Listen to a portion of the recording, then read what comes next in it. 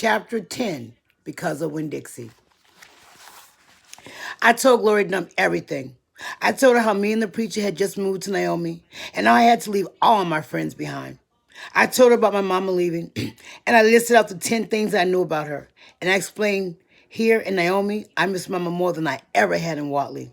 I told her about the preacher being like a turtle, hiding all the time inside his shell. I told her about finding Winn Dixie in the produce department, about how, because of him, I became friends with Miss Franny Block and got a job working for a man named Otis at Gertrude's Pets and got invited to Sweetie Pie Thomas's birthday party.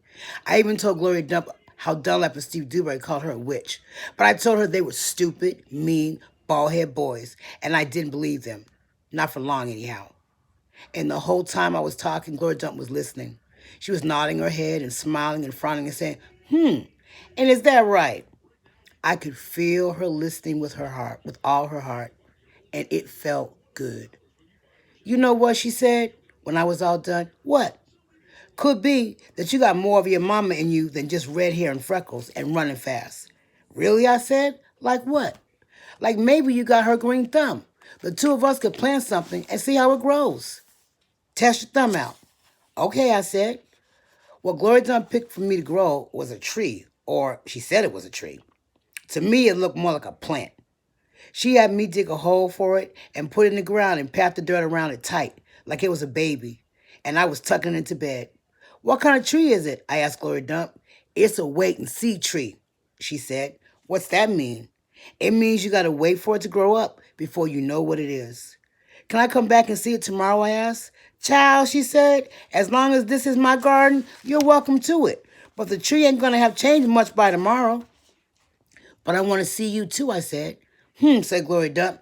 I ain't got nowhere. I'll be right here. I woke Winn Dixie up. He had peanut butter on his whiskers and kept yawning and stretching. He licked Gloria Dump's hand before we left, and I thanked her.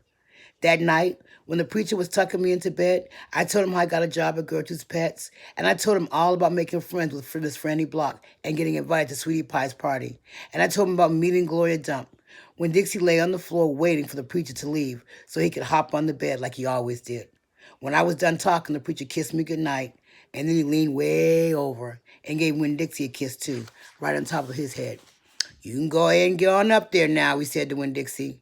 When Dixie looked at the preacher, he didn't smile at him, but he opened his mouth wide like he was laughing, like the preacher had just told him the funniest joke in the world.